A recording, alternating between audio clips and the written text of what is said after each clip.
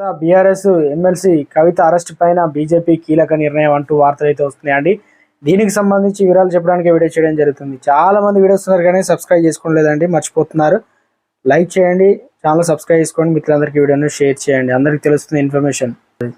లోక్సభ ఎన్నికల్లో తెలంగాణలో పొత్తుల విషయంపై బీజేపీ రాజ్యసభ సభ్యుడు డాక్టర్ కె లక్ష్మణ్ ఆసక్తికర వ్యాఖ్యలు చేశారు. తాను పార్లమెంటరీ బోర్డు మెంబర్గా చెప్తున్నా తెలంగాణ పొత్తులో ప్రసక్తి లేదంటూ క్లారిటీ అయితే ఇచ్చారు. బీఆర్ఎస్ ఎన్ని రకాలుగా కాలబేరానికి వచ్చినా బీజేపీ ఒంటరిగా 17 స్థానాల్లో పోటీ చేస్తుందని అన్నారు. ఏనాడైనా బీజేపీ బీఆర్ఎస్ కలిసి పోటీ చేశాయా? ఆ చరిత్ర కాంగ్రెస్కే ఉందన్నారు. గత ఎన్నికల్లో ఒక తప్పుడు ప్రచారం చేసి కాంగ్రెస్ లాభపడిందని చెప్పారు. బీఆర్ఎస్ నుంచి పోటీ చేయడానికి ఆ పార్టీ సిట్టింగ్ ఎంపీలు సిద్ధంగా లేరు, వారంతా పక్క చూపులు చూస్తున్నారని, చాలా మంది మాతో టచ్లో ఉన్నారని చెప్పేసి లక్ష్మణ్ అయితే వ్యాఖ్యలు చేశారు. బుక్కింది అంతా కక్కిస్తాం, ఎన్నికల ముందు బుక్కింది అంతా కక్కిస్తామని కాంగ్రెస్ నేతలు అన్నారు.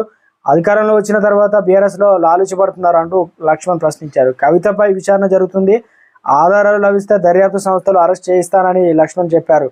గత ప్రభుత్వ అవినీతి సిబిఐ దర్యాప్తు చేసి రాష్ట్రం ఎందుకు లేఖ రాయడం లేదని ప్రశ్నించారు. కాళేశ్వరం ప్రాజెక్టుపై చెప్పి కాంగ్రెస్ రాదంతం చేయడం తప్ప చర్యలేవని, కొట్టినట్లు చేస్తాం, ఏడ్చినట్లు చేయండి అన్న చందగా కాంగ్రెస్ బీఆర్ఎస్ వేరుస్తుందని లక్ష్మణ్ అయితే విమర్శించడం జరిగింది.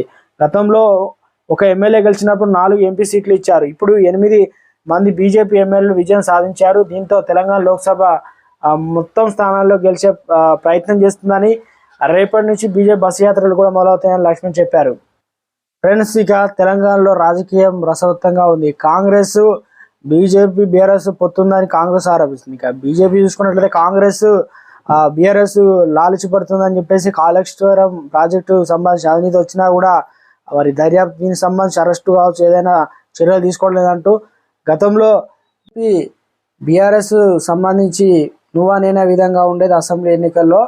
కానీ మధ్యలో కాంగ్రెస్ రావడంతో బీజేపీ 3వ స్థానంలో పడిపోయింది. ఇప్పుడు ఆ తప్పు చేయకూడదని తెలంగాణలో బీఆర్ఎస్ సంబంధించిన కవిత అరెస్టు అప్పుడు హైప్ తెచ్చింది. ఇప్పుడు అదే కవిత అరెస్టు పైన విచారణ తప్పకుండా చేస్తామని దర్యాప్తు సంబంధించి మరోసారి సంచలన నిర్ణయం తీసుకున్నట్లు చెప్పకనే చెప్పారు. ఇది రాజకీయ కుతంత్రమా? మొత్తానికి ఏ రకంగా రాష్ట్రంలో లోక్సభ ఎన్నికల ముందు ఏ రకంగా తెరపైకి వస్తుంది అనేది ఇక వేచి చూడాల్సిందే.